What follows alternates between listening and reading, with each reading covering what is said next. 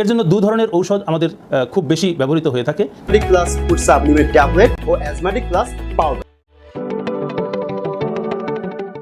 মূলত অ্যাজমা একটি পুরাতন বা দীর্ঘমেয়াদী শ্বাসযন্ত্রের এক ধরনের অবস্ট্রাকশন বলি আমরা, যে শ্বাসনালীকে বাধাগ্রস্ত করার মতো রোগ, যেই রোগে শ্বাসনালীটি সংকুচিত হয়ে যায়।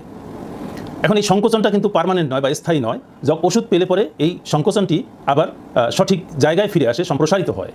ফলে আমরা যখনই এই অ্যাজমা রোগীদের চিকিৎসা করি তখন আমাদেরকে এই চিন্তাটি করতে হয় যে কীভাবে এই সংকুচিত শ্বাসনালীটিকে প্রসারিত করে তার স্বাভাবিক অবস্থায় ফিরিয়ে আনা সম্ভব। এর জন্য দু ধরনের ঔষধ আমাদের খুব বেশি ব্যবহৃত হয়ে থাকে। Asthmatic plus food supplement tablet ও অ্যাজমাটিক প্লাস পাউডার, যা আপনার দীর্ঘদিনের শ্বাসকষ্ট, অ্যালার্জি ও বুকে জমে থাকা কফ দূর করতে সাহায্য করবে।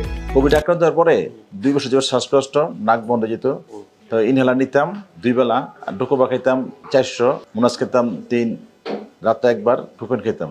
2 বছর যাবত চলছে। তারপরে স্যারের কথা শুনে এখানে আসলাম। আসার পরে চিকিৎসা নিলাম, ইনহেলার বাদ দিছি, তারপরে ডোকোবা বাদ দিছি, মুনাস বাদ দিছি।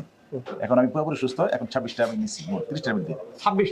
আপনি শুধু কোর্সটা কমপ্লিট করে দেখেন, আপনি নিজেই বলবেন ইনার অবস্থানে আপনি দাঁড়াবেন। পাশাপাশি এইটা অনেকে রোগীর বলতে পারেন, স্যার আমি ভালো হয়ে যাচ্ছি, কতদিন ভালো থাকবো? ভালো থাকবেন। আমরা এখানে চলে যাওয়ার পর একটা লাইফস্টাইল বুঝাই দিচ্ছি, যতদিন লাইফস্টাইল ফলো করেন, সারা জীবন লাইফস্টাইল ফলো করবেন, সারা জীবন ভালো থাকবেন। ভিতরে যদি টক্সিন না ঢোকে, ইনফ্লামেশন না হয়, ভালো থাকবেন। আমরা সেটা গাইডলাইন দিই।